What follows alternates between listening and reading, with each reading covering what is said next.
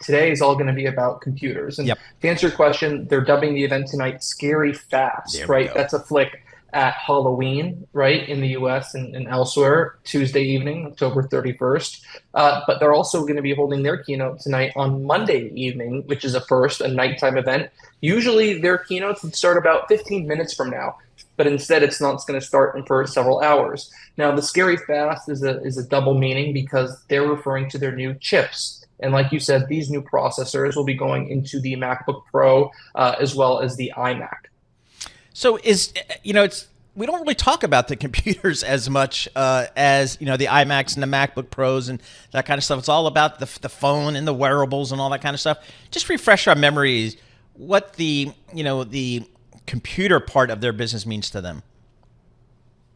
Yeah, the computer part of the business means a lot more than the revenue it generates. It generates between, let's say, $6 and $10 billion a quarter, right? It generates about 10 to 11% of their annual revenue each year, but it means so much more than that. Their most vocal consumers are the ones who are Mac loyalists. These are the people who tell their friends to buy a Mac, to tell their friends to buy other Apple products, to tell their friends to buy iPhones, right? To tell their friends to buy iPads. Now, the other thing Apple's trying to do is they're trying to get people to buy multiple products, right? They're trying to get people to buy not only a Mac, but buy an iPhone, buy an iPad as well, and create that full ecosystem. And in many ways, the Mac sits at the center of the ecosystem. So it generates only about 10% of revenue, but it's so much more important than that.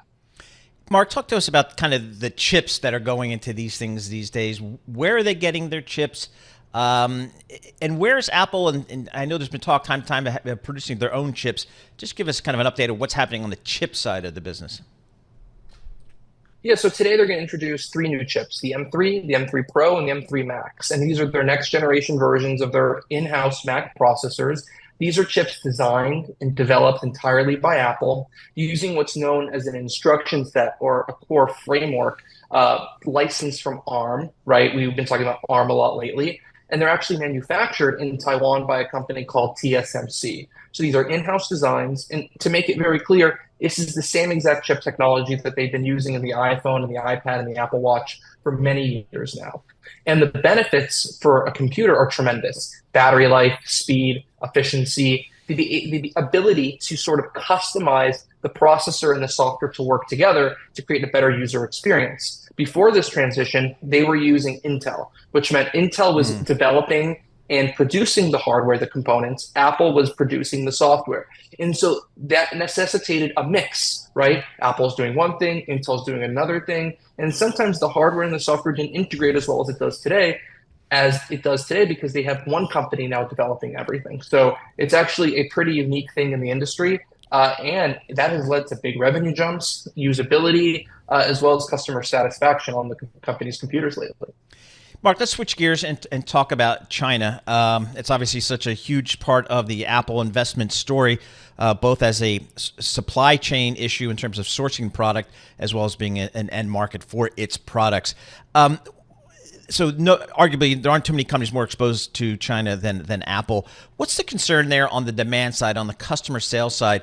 It just feels like there might be a growth in nationalism within China that may affect Apple product sales. What do we know right now?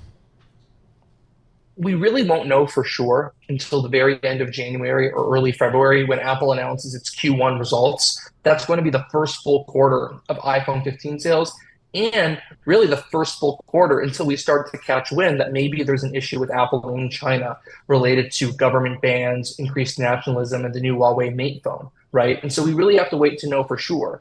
But the tea leaves we're reading, the demand we're seeing, the anecdotal evidence, some of the reports, the research reports we're seeing from there is indicative that there may be a little bit of a slowdown in China. Now, if you were to look at Apple's website, if you were to look at the lines at the retail stores in China, you're not really going to see the full picture, right? Those are showing pretty positive evidence of good things happening there. But as you know, the majority of people don't buy their iPhones through Apple. They buy them through carrier stores and such, right? And so we really got to wait to see the full numbers to get the full picture. But if the latest reporting out of the region is to believe, there's a bit of a slowdown there, which obviously, given that Greater China is about a fifth of Apple's sales Yeah. and is where the majority of products are produced, anything going on negatively in China is something that we and investors and analysts very much need to pay attention to. So our eyes are glued to that situation.